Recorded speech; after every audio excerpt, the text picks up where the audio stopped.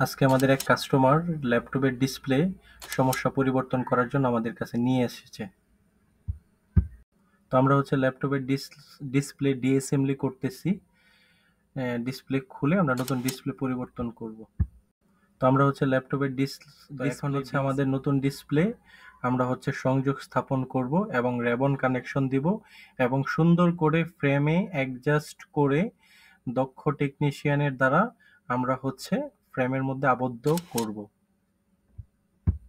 তো এখন আমাদের নতুন আমরা এখন অ্যাসেম্বলি করব সুন্দরভাবে। ফ্রেমটার সংযোগ স্থাপন করে পাওয়ার কানেকশন দিয়ে আমরা দেখব ডিসপ্লে সুন্দর করে আসছে কিনা। তো আলহামদুলিল্লাহ আমাদের ডিসপ্লে সুন্দর করে এসেছে। আমরা এখন অ্যাসেম্বলি করব সুন্দরভাবে।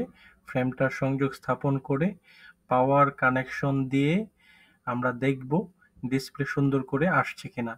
তো